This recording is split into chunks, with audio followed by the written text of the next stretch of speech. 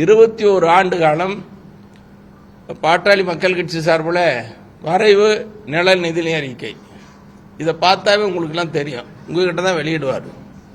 அதே மாதிரி வேளாண்மை முக்கியமான தொழில்னு சொல்லி 17 ஆண்டு காலம். இது எதை காட்டுகிறது? தமிழ்நாட்டில் பாட்டாளி மக்கள் கட்சி வளர்ச்சியில் அக்கறை கொண்டுள்ள கட்சின்னு இப்படியெல்லாம் நடந்துட்டு இருக்குது. இதுக்கு இடையில இப்ப அவருக்கு ஏற்பட்டிருக்கிற சோதனை, பாட்டாளி மக்கள் கட்சிக்கு ஏற்பட்டிருக்கிற நெருக்கடிங்கிறது சொல்லி மாளாது. இது யாரால வந்தது, எப்படி வந்தது? உங்களுக்கும் தெரியும், எனக்கும் தெரியும், தமிழ்நாட்டுக்கும் தெரியும். இன்னைக்கு பாட்டாளி மக்கள் கட்சியில் 35 வயசுல மத்திய அமைச்சராக்கி அழகு பார்த்தவர் மருத்துவர் அன்புமணியை எங்கள் மருத்துவர் ஐயா, உங்களுக்கு எல்லாம் தெரியும். சின்ன வயசுல இன்னைக்கு பாட்டாளி மக்கள் கட்சியும் வளர்ந்தது மருத்துவர் ஐயா தான் முக்கிய காரணம். அதுக்கு அன்னைக்கு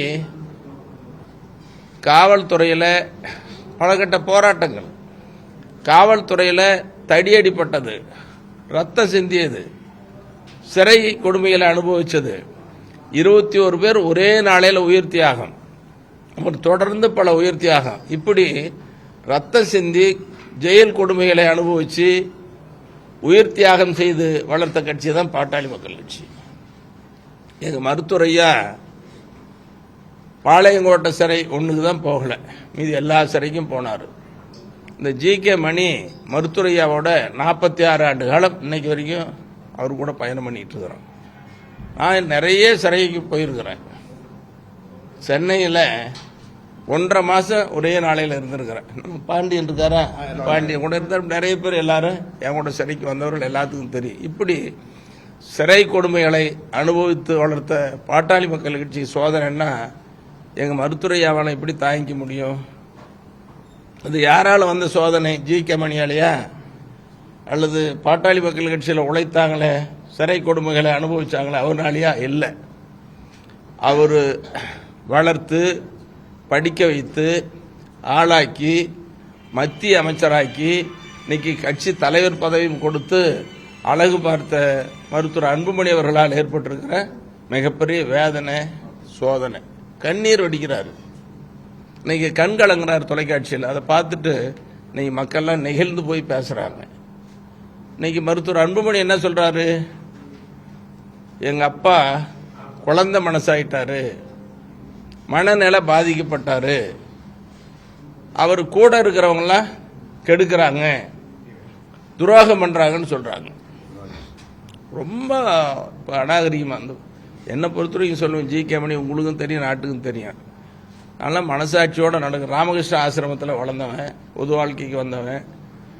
நீ காலையில் தூங்கி எழுந்திரிச்சு கூட எங்கள் மருத்துவரை அவங்க அப்பா அம்மாவை நினச்சிட்டு இன்னைக்கு நல்லதே நினைக்கணும், நல்லதே செய்யணும், யாருக்கும் கெடுதல் செய்யாத மனசு இருக்குன்னு உட்கார்ந்து தியானம் பண்ணிட்டு தான் எந்திரிப்பேன். இப்படி என்ன பார்த்து, எங்கள் கட்சியை பார்த்து, எங்கள் கட்சியில் இருக்கிற உழைச்சவங்கெல்லாம் பார்த்து, மருத்துவரையா கூட இருக்கிறவங்கெல்லாம் பார்த்து சொல்றாரு, அவர் துரோகி, ஜி.கே. மணி தான் என்னையும் எங்கள் அப்பாவையும் பிரிச்சுட்டாரு அப்படின்னு சொல்றாரு. இதெல்லாம் எவ்வளோ பெரிய வேதனையா இருக்கும். ரொம்ப வருத்தப்படுறேன், வேதனைப்பட்டு சொல்றேன். மருத்துவர் அன்புமணி எந்த வகையிலையும் நான் குறை சொல்லக்கூடாதுன்னு நினைச்சவன். யார் யாரோ பேசுவாங்க, எப்படி பேசுனா கூட நான் குறை சொல்லவே இல்லை. இப்போ சில நாட்களுக்கு முன்னால் அவர் என் மீது வைத்த குற்றச்சாட்டுக்கு பல பேர் என்கிட்ட பேசிட்டாங்க. உனக்கு மானம் இல்லையா, ரோஸ் இல்லையா, இப்படி பேசுறாரு, வாயை மூடிட்டு பேசாத இருக்கிறாரு, பேசாம இருக்கிறியான்னு சொல்றாங்க. அதுக்காக தான் சில தன்னிலை விளக்கத்தை உங்கள் மூலமா தமிழ்நாட்டு மக்களுக்கு சொல்லணும்னு விரும்புகிறேன். என்னுடைய ஆசை, அவர் சொல்ற செய்தி வெளியில போகுது. நான் மருத்துவர் அன்புமணிக்கு எந்த வகையிலையும் கெடுதல் செய்யல, துரோகம் செய்யல, மனசால கூட நினைக்கல.